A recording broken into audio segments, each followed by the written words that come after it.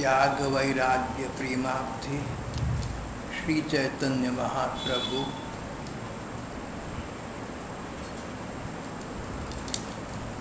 चैतन्य चरितावली। 500 बरस पहले हमारे देश में महाप्रभु चैतन्य देव हुए। कहते हैं गोपियों के बाद गोपियों के स्तर का कोई भक्त अगर हुआ तो चैतन्य महाप्रभु थे। 5,500 बरस पहले भगवान कृष्ण इस पृथ्वी पर आए। वृंदावन की गोपिकाएं उनके पीछे उन्मत्त उन्मादिनी होकर रहीं। भगवान के प्रेम में पागल होकर जीना ही जीना है।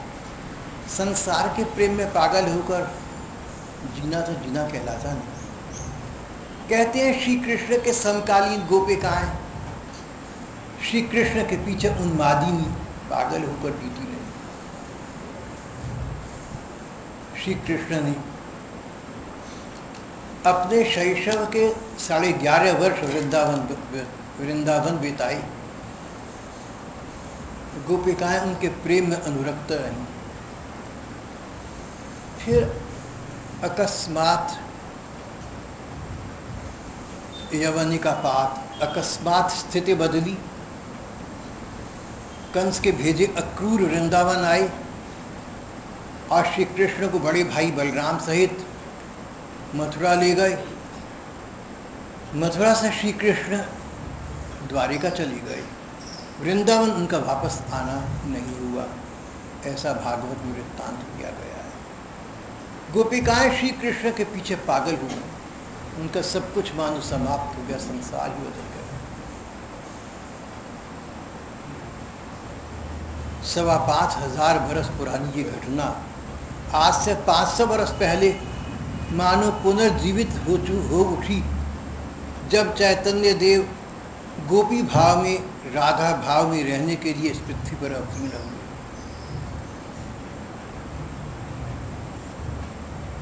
चैतन्य देव 48 वर्ष इस पृथ्वी पर रहे। पहले 24 वर्ष गृहस्थ में रहे, फिर संन्यास लेकर अगले 24 वर्ष जगन्नाथपुरी जगन्नाथ जी के मंदिर के पास रहे। संन्यास लेने से पूर्व संन्यास लेने की भूमिका मानो भगवान ने बना दी। चैतन्य महाप्रभु अब गोपिकाओं के भाव में लगभग हर समय रहने लगे। सारे वेद, सारे धर्म ग्रंथ, सारे पुराण उपनिषद, सबका सार ये है कि तुम भगवान के भाव में रचे पचे रहो, संसार सूझे नहीं। महाप्रभु चैतन्य देव की यही स्थिति थी। बड़े बड़े भक्त, बड़े बड़े संत उनके भाव को समझ नहीं पाते थे, लेकिन वो राधा जी के या गोपिकाओं के भाव में रहते थे। उनको कभी ऐसा नहीं लगा कि मैं अपने समकालीन जगत में रहता हूँ। उनको लगता था कि मैं श्री कृष्णकालीन देश में रहता हूँ। गोपी भाव में रहती, राधा भाव में रहती। महाप्रभु चैतन्य देव ने अपने नदिया ग्राम में संकीर्तन की नींव डाली थी। मुक्त कंठ से कीर्तन कराते, उसमें नृत्य करते, सभी लोग भाव विभोर उठते थे। लेकिन अब वो मनोभाव न रहा। महाप्रभु चैतन्य देव की प्रकृति में अचानक कैसा परिवर्तन आया। अब उनका चित्त संकीर्तन में भी नहीं लगता था। अब तो वे चाहते थे कि अधिक से अधिक समय, सारा समय में एकांतवास करूं। एकांत में वे सकांत होते थे। एकांत में लगता था कि कृष्ण मेरे पास आ गए, उन्होंने मुझे कंठ लगा लिया है। भक्त अभी भी मिलकर संकीर्तन करते थे, लेकिन महाप्रभु ने संकीर्तन में सम्मिलित होना बंद कर दिया था। कभी बैठते तो बीच में से उठकर चले जाते, भक्तों के आग्रह से कभी कीर्तन करते, तो भी उनका मन किसी दूसरी वस्तु के लिए, श्री कृष्ण के एकांतिक प्रेम के लिए तड़पता तरसता रहता था। उस तड़प के सामने उनका मन संकीर्तन और नृत्य के लिए तुरंत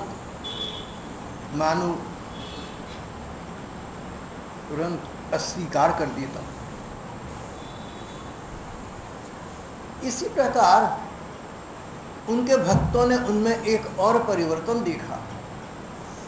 जैसे कीर्तन स्वयं आरंभ किया था, नृत्य करते थे, अब कीर्तन में बैठना भी नहीं चाहते थे, एकांत में रहने लगे। उसी प्रकार अपने संगी साथियों से, सत्संगियों से, भक्तों से पहले बहुत हंसी मजाक करके बात करते थे, सबका मान सम्मान रखते थे, खुलकर बातें करते थे। अब वैसा भी नहीं रहा। अब भक्तों ने देखा कि उनके चैतन्य देव पहले की भांति उनके साथ घुल मिलकर प्रेम की बातें नहीं करते। उनकी दशा विचित्र हो गई थी।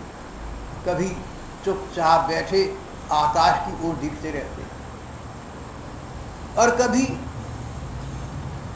अचानक किसी दूसरी दिशा में दृष्टिपात करते तो दृष्टि वहीं टिक जाती, मानो उन्हें कुछ दिख रहा है, मानो उन्हें श्री कृष्ण दिख रहे हैं। कभी खिलखिलाकर हंसते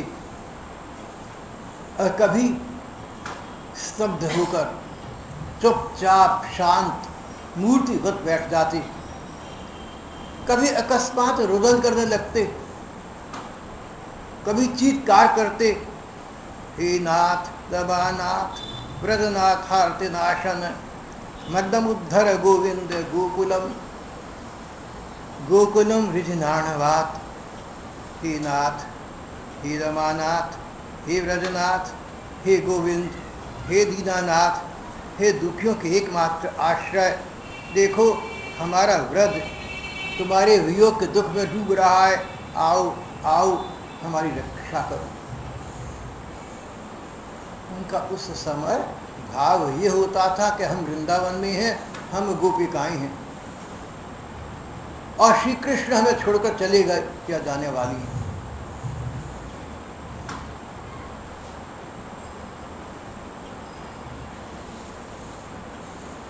तो रोते रोते कुछ कुछ उच्चारण करने लगते, कुछ कुछ कहने लगते, हे नाथ, हे नाथ, हे हमारे स्वामी, हे रमानाथ, हे लक्ष्मी जी के स्वामी, हे व्रजनाथ, सारे व्रज के स्वामी, हे दीनानाथ, दीनों के एक छत्र स्वामी, गोविंद, हम लोग दुख के अथाह सागर में डूब रहे हैं, आओ आओ हमारी रक्षा करो, हमें बचाओ, हमें दुखों से त्राण प्रदान करो।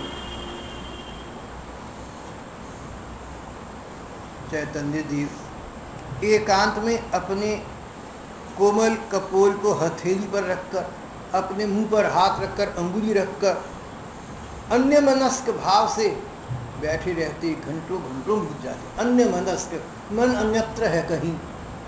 देखने वाले को लगता था, देखने वाले गहराई से सब कुछ समझ जाते हो, ऐसा तो नहीं हो सकता, लेकिन अन्य मनस्कता, इनका मन अन्य चला गया, कहीं और है। ये जहाँ बैठे हैं, जिस स्थान पर हैं, मन वहाँ नहीं है, तो फिर कहाँ होगा इनका मन? भक्त हैं, गोपी भावे रहते हैं, तो मन इनका श्री कृष्ण के पास रमण कर रहा है। एकांत में अपने मुंह पर अंगुली टिकाई, हाथ टिकाए चैतन्य देव कई बार तो घंटों घंटों और कई बार थोड़ी देर के लिए शांत बैठे रहते। भक्तों ने देखा कि जब चैतन्य देव इस प्रकार एकांतिक वृत्ति में होते हैं, अन्य मनस्क होते हैं, अचानक उनके नयनों से आंसू झरने लगते, श्री कृष्ण के स्मरण में विभोर रहती थी। चैतन्य देव में प्रेम के प्रकार प्रकार के भाव जागा करते। प्रेम का एक भाव, प्रेम का पहला भाव है जो भक्ति साम्राज्य में नवराग कहलाता है। नवराग, नया नया राग उत्पन्न हो गया। गोपिकाओं में नवराग का उन्मेष हुआ था। अब चैतन्य देव में नवराग का उन्मेष प्राय हो जाता। तो मानो किसी गोपी से, मानो किसी सखी से बात कर रहे हैं। अरे बात सुन, जब से मैंने श्री कृष्ण को देखा मैं तो उनकी हो गई। मुझे न जाने क्या हो गया। गली में आते जाते कृष्ण को कौन नहीं देखता, लेकिन ये पागलपन, ये उन्माद मुझ पर ही क्यों सवार हो गया। आते जाते कृष्ण को देखती हूँ, 24 घंटे घर में मन की आंखों से उन्हीं को देखती रहती हूँ, उन्हीं का चिंतन करती रहती हूँ, उन्हीं के विषय में सोचती रहती हूँ। सखी मुझे क्या हो गया। श्री कृष्ण के वृंदावन में 10 दिशाओं में बड़ी लोकप्रिय था, गुणगान था। यात्री लोग, संत महात्मा, नगर के नर नारी बाल कृष्ण की लीलाओं का, उनके गुणों का परस्पर प्रसन्नता पूर्वक वर्णन करती थी। श्री कृष्ण के गुण श्रवण कर शेष सभी लोगों को अनंत आनंद की प्राप्ति होती। जिसको हम प्यार करते हैं, जिसको चाहते हैं, उसकी कहीं सराहना सुने तो हमें अच्छा लगता है, लेकिन चैतन्य देव ये फूट कर ऊपर थे। कहते श्री कृष्ण की इतनी गुणगान है, इतनी सराहना है। कृष्ण तुम इतने अच्छे हो, तुम इतने लोकप्रिय हो, तुम इतने गुणवान हो, भला तुमने मुझे क्यों विसार दिया, तुमने मेरा विस्मरण क्यों कर दिया। गोपी भाव में आपन्न चैतन्य देव अपने को गोपी मानते। उस समय उनको यही पता होता था कि मैं गोपी हूँ, मैं श्री कृष्ण की सखी हूँ। तो दूसरी सखियों से कहते, सखी जब से मैंने इन श्री कृष्ण का नाम सुना, न जाने क्या आकर्षण है इस नाम में। कृष्ण अपनी ओर आकर्षित करने वाले, सचमुच ये कृष्ण, इन्होंने मुझे अपनी ओर आकृष्ट कर लिया, मेरे मन को इन्होंने मुग्ध कर लिया। सखी जब से मैंने इनका नाम सुना तब से चैन का एक पल जी न पाई। कृष्ण नाम जबते श्रवण सुन्योरी आली, भूली री भवन हो तो भावरी बावरी भई, भरी भरी आवे नैन पितहु न पावत चैन, उर्क दशा कछु और भई। सखी जब से मैंने इन कृष्ण का नाम ही श्रवण किया तब से न जाने क्यों ये मेरे हृदय में प्रविष्ट हो गए। अब तो उठते बैठते सोते जागते ये ठाकुर, ये श्री कृष्ण, ब्रज के रंगीले रसीले ये भगवान, बस मेरे मन पर यही छाई रहती है। अब तो अपना स्नान ध्यान भूल गई, अपना घर भूल गई, अपना द्वार भूल गई। अब तो उनके घर का द्वार लगता है वही मेरे घर का द्वार है। बस मन कहता है कि मैं वही चली रहूं। ऐसा नाम सुना मैंने कृष्ण का, तब तो मेरी ये दशा हो गई। सखी कहीं श्री कृष्ण ने मुझे कंठ लगा लिया, गले से लगा लिया, तब तो जीना भी दुर्निवार हो जाएगा। क्या करूं, कैसे करूं, कहाँ जाऊं। श्री कृष्ण का नाम श्रवण करके, उनकी गुणावली श्रवण करके, उनकी लीलाएं श्रवण करके गोपी भावापन्न चैतन्य देव कहने लगे मैं तो उन्हीं की हो गई। सखी ये मेरी नीरी मूर्खता नहीं तो और क्या है, जिन्हें श्री कृष्ण से मैं मिली नहीं, जिनको मैंने अपने हृदय की दशा बतलाई नहीं। भला वे कृष्ण मुझको क्यों अपनाने लगे, लेकिन ये मेरा मन है नहीं मानता, उन्हीं का बार बार उन्हीं का चिंतन करता रहता है। महाप्रभु चैतन्य देव अब प्रायः गोपियों वाले नवराग की दशा में रहने लगे। न जाने कितने उन्होंने उमंग तरंग, कितने स्वप्न संजो लिए। जैसे कोई कच्ची उम्र की बच्ची किसी व्यक्ति के, किसी लड़के के अनुराग में बिना सोचे समझे बेअकल बस वहीं का चिंतन करती रही, समझाए घर वाले समझ नहीं आती। चैतन्य महाप्रभु एक अल्प वयस्क बालिका की भांति श्री कृष्ण के प्रति आकृष्ट हो चुके थे। अपने आप को गोपी मानते, अपने आप को राधा जी मानते, और फिर अपने सपनों में, अपने दिवा सपनों में न जाने क्या क्या उमंग, क्या क्या तरंग, क्या क्या अरमान रखते। अकेले बैठे बैठे बोला करती थी, सखी आज श्री कृष्ण गोचारण के लिए, गौएं चराने के लिए घर से वन जाएंगे। मेरा विचार है सखी आज वो हमारी गली से गुजरेंगे। अगर श्री कृष्ण हमारी वीथी से, हमारी गली से गुजरे,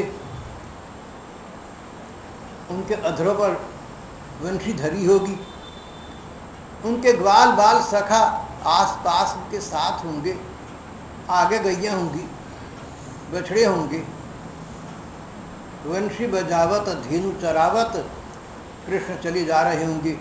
और उस समय बाहर द्वार पर खड़ी मुझ गोपी के प्रति वो दृष्टिपात करेंगे।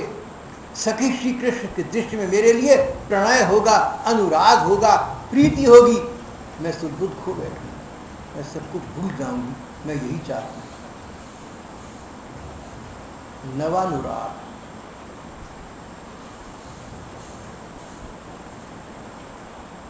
कभी कहती कि देखो कृष्ण मुझसे मिले थे, सचमुच मिले थे, नहीं मिले थे कौन जाने, लेकिन एक बात निश्चित है, अगर कोई संसार का व्यक्ति मुझे कल्पना में मिलता है तो मेरी कोरी कल्पना है, वो तो नहीं मिला, उसको तो नहीं पता। लेकिन अगर मुझे कल्पना में भगवान मिले, मुझे तो क्यों मिलने लगी, अगर आपको सिर्फ कल्पना में, मन की इमेजिनेशन में भगवान मिले तो ये सच है, क्योंकि भगवान कल्पना भी सत्य है। अगर आप भगवान के रूप की कल्पना करें और आपको ऐसा लगे भगवान सामने है, तो ऐसा न समझना कि तुम्हारे मन का भ्रम है, सचमुच सामने है, क्योंकि भगवान सर्वव्यापक है, उनकी सत्ता अणु अणु में व्याप्त है। भगवान स्वप्न में दिखे वो भी सत्य हैं, भगवान कल्पना में दिखे वो भी सत्य हैं। अगर भगवान की इच्छा न हो तो आप उनके रूप की कल्पना भी नहीं कर पाएंगे। बड़े बड़े वयोवृद्ध संत महात्माओं ने कई बार मुझसे कहा कि पता नहीं क्या हो जाता है, यूँ तो ठाकुर आंखों के सामने रहते हैं, लेकिन कभी कभी लाख प्रयत्न करने पर भी आंखों के सामने नहीं आते। इससे ये प्रमाणित हुआ कि भगवान अगर कल्पना में सामने आते हैं तो भी अपनी इच्छा से आते हैं, और जब भगवान अपनी इच्छा से कल्पना में आए तो भगवान सचमुच आए हैं। मैं आपकी कल्पना में आया तो सचमुच ना आया हूं, ऐसा होगा, मुझे क्या पता। लेकिन भगवान आपकी कल्पना में आए, सचमुच आई, क्योंकि भगवान कल्पना में भी सत्य है, और अपनी इच्छा उनकी न होती तो कल्पना में भी ना आती। बड़े बड़े संतों की कल्पना में कई बार नहीं आती। प्रसंग ये चल रहा है कि गोपी भावापन्न चैतन्य महाप्रभु गोपी भाव में खोए होते तो उन्हें लगता, वो कहते सखी आज श्री कृष्ण मुझे मार्ग में मिल गए, उन्होंने मुझे हाथ पकड़कर रोक लिया, मेरे से बहुत प्रीति प्रेम की बातें कर रहे थे। सखी कृष्ण कहते हैं कि गोपी में तेरे बिना मैं मानो रह नहीं सकता, तू मेरे मन को भा गई, सदा सदा के लिए मेरी हो गई, मैं तुझे छोड़कर कभी कहीं जाऊंगा नहीं, देख तू भी मत जाइयो ना। और ऐसा कहकर मुझे कंठ लगा ली थी। सचमुच लगाते थे या मन की भावना थी। कई बार प्रेम के साम्राज्य में प्रेमी की कल्पनाएं अपने मन में हम करते रहते, प्रेमी को पता नहीं। यहाँ पर आश्वासन यह है कि प्रेमी और प्रियतम स्वयं भगवान है, इसलिए अगर मन की कल्पना मात्र मानी जाए तो वो भी सत्य है। सखी श्री कृष्ण ने मेरे से बड़ी प्रण प्रतिज्ञाएं की हैं, वे जीवन भर मेरा साथ निभाएंगे। फिर प्रसन्न होते, खिलखिलाकर हंसते।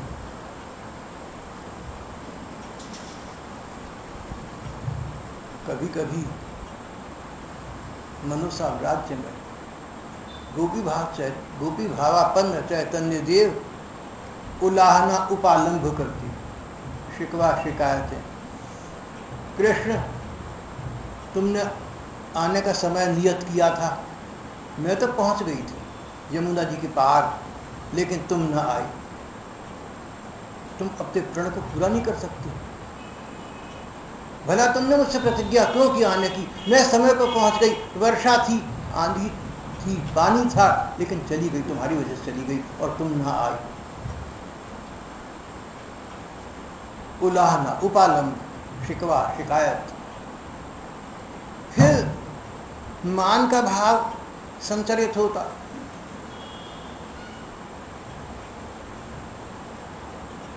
गोपी को दिखता, चैतन्य देव को दिखता, श्री कृष्ण सामने खड़े मना रहे हैं, कोई सफाई पेश कर रहे हैं, कोई बात बता रहे हैं, इस कारण से मैं विलंबित हो गया। नहीं नहीं, तुम्हारी आदत है, तुम हरदम ऐसे ही करते हो, चले जाओ, मैं नहीं मिलूंगी। मान का संचार, अजेय मान का संचार, दुर्जय मान।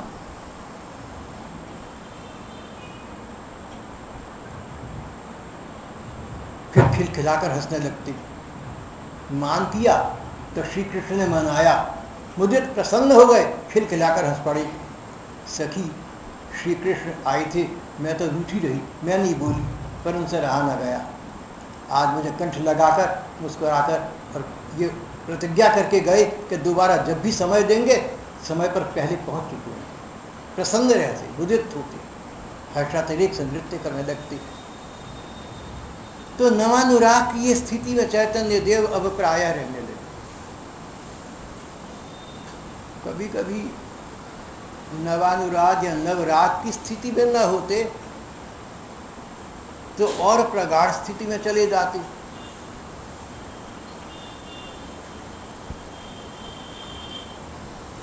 पूर्व राग,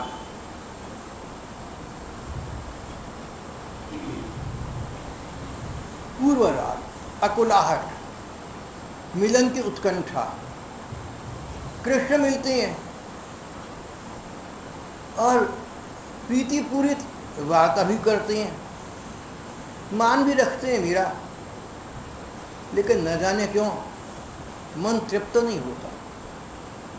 लाख सोचती हूँ कि अब कृष्ण मिलेंगे तो नयनों की पिपासा शांत हो जाएगी, हृदय की अनल, दिल की आग, इसका शमन हो जाएगा। कृष्ण मिलते भी हैं, प्रीतिपूरित वार्ता करते भी हैं, पर हृदय की ज्वाला शांत नहीं होती, अधिकाधिक उद्दीप्त हो जाती है। नयन में नयन झांककर श्री कृष्ण देखते हैं, अपना भूख प्रणय संदेश मुझे प्रदान करते हैं, पर न जाने क्यों नयनों की तृप्ति नहीं होती। ये नयन और भी अधिक अतृप्त हो जाते हैं। सखी, अतृप्ति, असंतोष, क्या यही मेरा जीवन बन गया?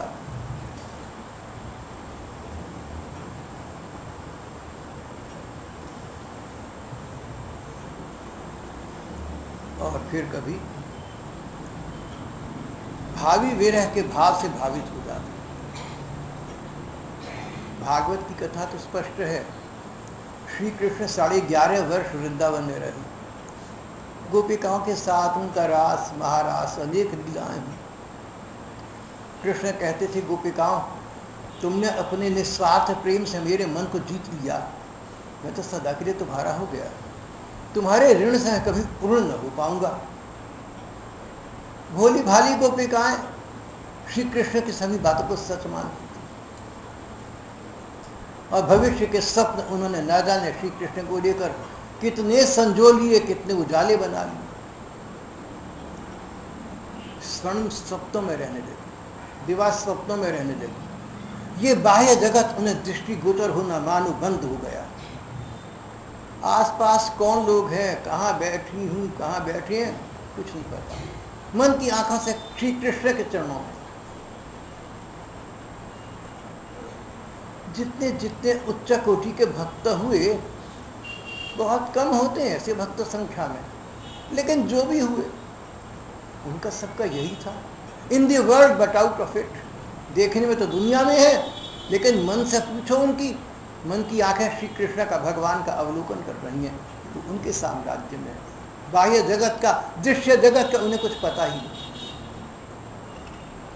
श्री कृष्ण 11.5 वर्ष रहे वृंदावन। फिर एक दिन कंस के भेजे अक्रूर आए श्री कृष्ण और बड़े भैया बलराम जी को वृंदावन से मथुरा ले जाने के लिए। सुबह हुआ,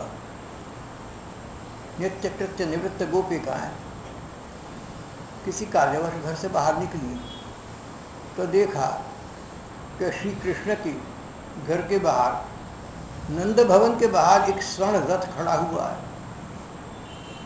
रथ का अर्थ कहीं जाना। और फिर बात की बात पे बात फैल गई कि कृष्ण वृंदावन छोड़कर मथुरा जा रहे हैं। गोपिकाओं का हृदय विदीर्ण हो गया, परस्पर चर्चा करने लगी, सखियों हम श्री कृष्ण का विरह, सखियों हम श्री कृष्ण का आधे क्षण का वियोग सह नहीं पाती थी, अब उनके बिना ये दीर्घ जीवन कैसे यापन होगा। विधाता को, भाग्य को कोस दी, विधाता तुम बहुत क्रूर हो, तुमने हमारे प्राण प्यारे, हमारे नयनों के दुलारे, तुमने हमारे हृदय के रंजन, हमारे मनमोहन को पृथक करने की भला ये योजना क्यों बनाई। विधाता तुम बहुत निर्दयी हो, तुम्हारी इस खोटी बुद्धि को धिक्कार है, जो तुम इस प्रकार प्रेमियों को मिलाकर फिर उन्हें विरह के सागर में डुबो देते हो और तड़पाते रहते हो। सखी क्या श्री कृष्ण चले जाएंगे? जाते जाते कदाचित मना कर देंगे, हमारे बिना कहाँ रहेंगे ये। देखना तुम, रथ चलने से पूर्व रथ से नीचे कूद जाएंगे।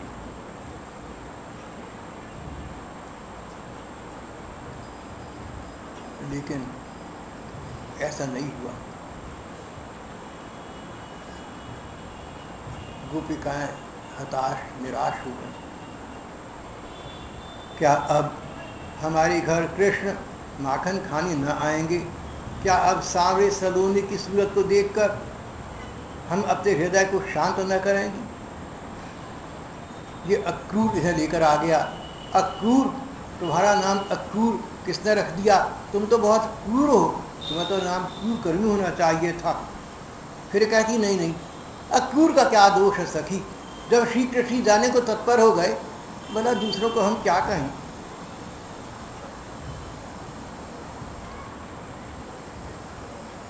गोपिकाएं भावी विरह की आशंका में डूब गई।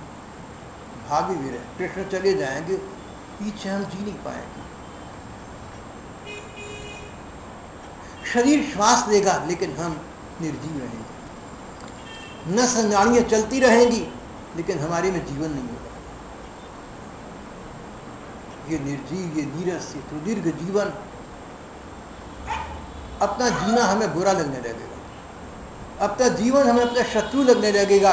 कृष्ण तुम मत जाओगा, वापस आता, ठहर जाओ। लेकिन रथ चल पड़ा। जब तक रथ की धूल उड़ती रही, गोपिकाएं खड़ी देखती रहीं, इस आशा में कि कदाचित कृष्ण वापस आ जाएगा।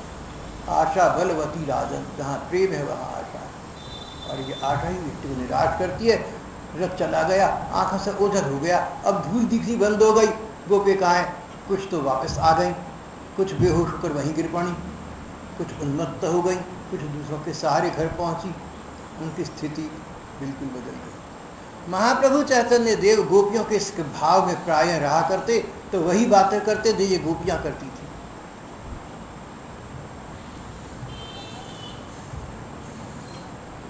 एक दिन चैतन्य देव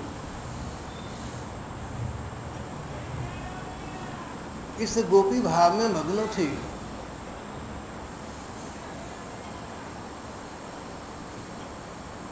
कि वृंदावन से श्री कृष्ण को दूर ले जाने के लिए कोई अक्रूर या कंस का भेजा कोई क्रूर दैत्य आ रहा है, आएगा और कृष्ण को ले जाएगा। कृष्ण को क्या ले जाएगा? हमारे जीवन धन को ले जाएगा, हम निर्जीव हो जाएंगी। नहीं, हम जाने नहीं देंगी। प्रेमावतार प्रभु चैतन्य देव इस प्रकार के गोपी भाव में एक दिन आपन्न थे, जब एक विचित्र घटना घट गई। चैतन्य देव अपने घर, अपने गांव में निमाई के नाम से प्रसिद्ध थे। बाद में ये उच्च कोटि के विद्वान हो गए तो निमाई पंडित कहलाने लगे। एक पाठशाला थी जिसमें विद्यार्थियों को अब तक पढ़ाती रही थी। विद्यार्थियों की संख्या बहुत अधिक थी। निमाई पंडित के एक सहपाठी थे, एक ब्राह्मण देवता थे। वो भी इनके साथ पढ़ते पढ़े बड़े विद्वान हो गए थे और अब उन्होंने भी एक पाठशाला खोलती थी। उसमें सैकड़ों विद्यार्थी से शिक्षा ग्रहण करने आया करते थे। सहपाठी ब्राह्मण देवता को पता लगा कि मेरा पूर्वकालीन सहपाठी, मेरा पुराना जमाती निमाई पंडित अब चैतन्य महाप्रभु बन गया है, भगवान के भाव में खोया रहता है, लोग उसकी पूजा करते हैं, देखकर आता हूँ सच्चाई क्या है। ये पूर्व सहपाठी, पुराना जमाती, ये ब्राह्मण ज्ञानी था, विद्वान था, लेकिन उसे भगवान के प्रति प्रेम का पता नहीं था। भगवान के प्रेम का पता आज भी बहुत कम लोगों को। भगवान के प्रेम का मतलब भगवान को स्मरण करना, भगवान को याद करना, भगवान की याद में खोए रहना, बार बार भगवान का खाली बैठे विचार आना, इसलिए नहीं कि कोई कामना पूर्ति करनी है, इसलिए भी नहीं कोई कष्ट निवारण करना है। बस यूं ही जैसे 6-7 महीने या 1 साल के बच्चे का अगर माँ दूर हो तो बच्चे का माँ को ध्यान आता रहेगा। इसको आप स्नेह का साम्राज्य कह सकते हैं, सहज स्नेह, नेचुरल अफेक्शन।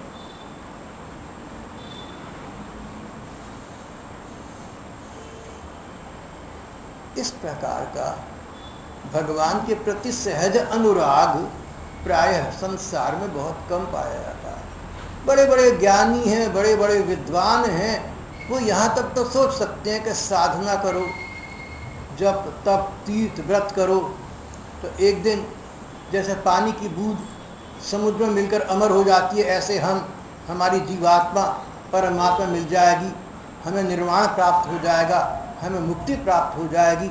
बड़े बड़े ज्ञानी, बड़े बड़े विद्वान यहाँ तक तो विचार कर पाती हैं, लेकिन आगे का विचार प्रेमा भक्ति, जिन भगवान में विलीन होना चाहते हैं वो परमात्मा एक मानव के रूप में श्री कृष्ण के आकर्षक रूप में सामने आती हैं। उनके साथ हमारा प्रीति का नाता बन सकता है, गोपियों वाला। ये विचार भी बड़े बड़े ज्ञानियों को, विद्वानों को नहीं आ पाता। यहाँ तक कि बहुत से ज्ञानी और विद्वान तो ये भी कहते हैं कि ये कीर्तन करना, जप करना, कृष्ण नाम में लीन होना, ये सब अनपढ़ मूर्खों की बातें हैं। अरे क्या भगवान कीर्तन से मिलता है? यहाँ तक भी कई लोग कहते थे।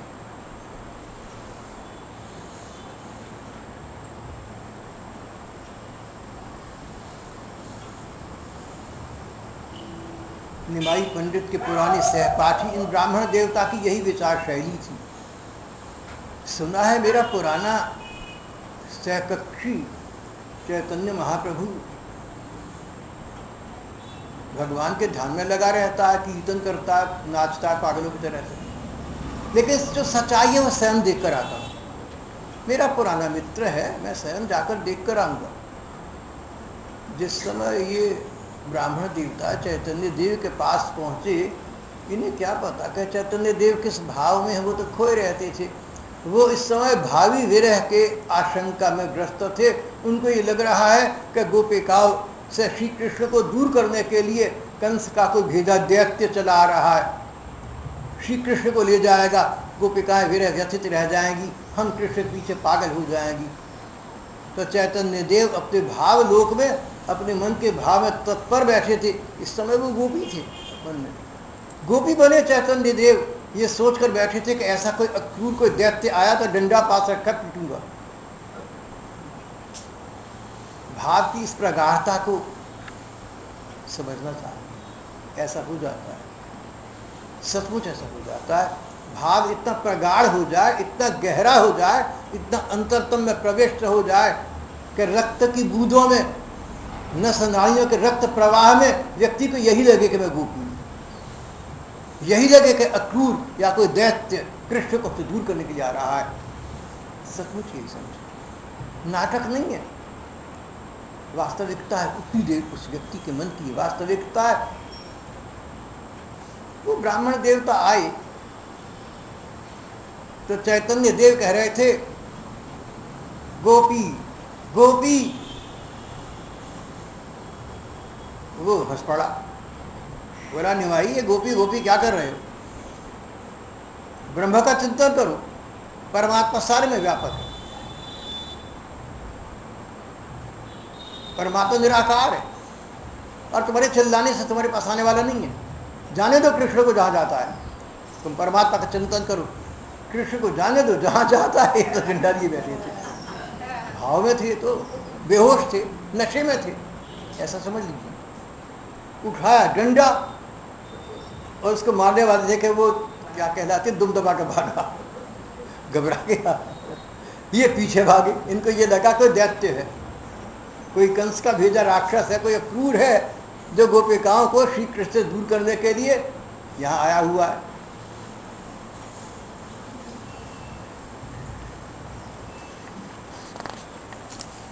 उस समय तो वो ब्राह्मण देवता वहां से भाग लिए, लेकिन उनको ये सारी घटना बहुत बुरी लगी।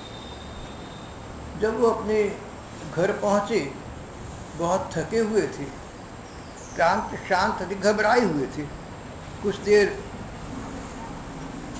सांस भी ठीक से आ न रही थी। फिर सबने पूछा, कई विद्यार्थी भी उपस्थित थे, तो बात खुली। ब्राह्मण देवता बहुत क्रोध में थे, बोले भाई सुना था कि मेरा पुराना जमाती निमाई भक्त हो गया, मैंने सोचा दर्शन कराऊं, लेकिन वो डंडे से मेरी खबर लेने वाला था, उसको बड़ा अभिमान हो गया, वो तो अपने आप को पता नहीं क्या संत साधु समझता है।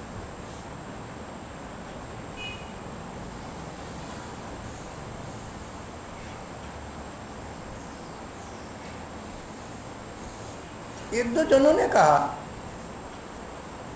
कि पंडित जी ऐसा ना हो कि चैतन्य महाप्रभु गोपी भाव में हो सकता है वो भाव में रहती हैं। पंडित को बड़ा बुरा लगा, बोले मैं पिटने से बचकर आया, तो उसको भाव कहते हो? भक्ति भाव वाले के डंडा पास रखते हैं। फिर अपने कुछ विद्यार्थी उपस्थित, उनको देखा, बोले आज तुम्हारे अध्यापक का, आज तुम्हारे गुरुजी का इतना अपमान हुआ है। विद्यार्थियों को क्रोध आया, बोले गुरुजी आपके कहने में सैकड़ों विद्यार्थी हैं, आज ही निकल जाते हैं सड़कों पर, गड्ढों पर। तो वही लड़ाई है जो आप लोग आजकल भी सुनते ही दिखते हैं। कुछ अन्य समझदार लोग थे, उन्होंने इनको शांत किया, बोले भाई कुछ दिन पहले उनका रवैया और देख लो, अगर कुछ करना है तो बाद में करेंगे। एक बात ये थी कि चैतन्य महाप्रभु 23-24 वर्ष के थे, लेकिन चारों ओर उनकी प्रसिद्धि बहुत हो गई थी, यश बहुत हो गया था, लोगों के मन में, बड़े बड़े लोग उनके लिए श्रद्धा मन में रखते थे। इसलिए कुछ अन्य लोगों को, थोड़े से अन्य लोगों को इनसे ईर्ष्या भी हो गई थी, और वो ऐसा अवसर ढूंढा करते थे जब इनको दंडित करें, इनका अपमान करें। वो लोग भी इस पंडित के, इन विद्यार्थी के साथ मिल गए थे।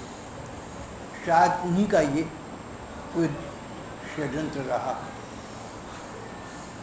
कुछ देर के बाद चैतन्य महाप्रभु, जैसे बेहोश आदमी होश में आ जाता है, जैसे शराबी आदमी होश में आ जाता है, इसी प्रकार भाव में आविष्ट रहने के कुछ देर के बाद चैतन्य देव संज्ञा को प्राप्त हुए। तो उन्हें कुछ एक से कुछ दूसरे से सारी घटना की जानकारी मिल गई। उन्हें अपार दुख हुआ, उन्हें बहुत दुख पहुंचा। दो बातों से दुख पहुंचा। बोले मेरे कारण से किसी को कष्ट हुआ, मेरे जीवन को धिक्कार। मैं किस भाव में था कौन कह सकता है, पर मेरे कारण किसी को कष्ट हुआ, मेरे जीवन को धिक्कार है। अगर हम इस प्रकार का व्यवहार करेंगे तो लोगों की भगवान के नाम में कैसे आस्था बनेगी। मैं तो श्री कृष्ण का विज्ञापन था पर उनका विरोधी बन बैठा, मेरे से बड़ा अपराध हो गया। दूसरी बात जो उन्होंने अपने अंतरंग जनों से कही, उन्होंने कहा भाइयों, जब से श्री कृष्ण ने मुझे चारों ओर सिद्धि प्रसिद्धि प्रदान कर दी, मान सम्मान प्रदान कर दिया, तब से हमारी अपनी नगरी के कुछ अपने ही लोग मेरे प्रति ईर्ष्या का भाव रखते हैं। उनको तो कोई अवसर चाहिए, उनको अवसर मिल गया। लेकिन अगर मैं संसार का त्याग कर दूं, सुख सुविधाओं का त्याग कर दूं, अगर मैं त्यागी वैरागी बन जाऊं, अगर मैं मूल मुड़ा लूं, गेरुआ कपड़ा पहन लूं, कमंडलू उठा लूं, दंड धारण कर लूं और घर घर से द्वार द्वार से भीख मांगकर खाने लगूं, तो भगवत प्रेम का एक उदाहरण भी स्थापित हो जाएगा और जो मेरे विद्वेषी लोग हैं उनको भी शांति मिल जाएगी, समझ जाएंगे कि इसके मन में कोई स्वार्थ नहीं था। महाप्रभु चैतन्य ने संसार से संन्यास लेने का उसी समय निर्णय कर लिया। श्रेष्ठ संतों का धन्यवाद।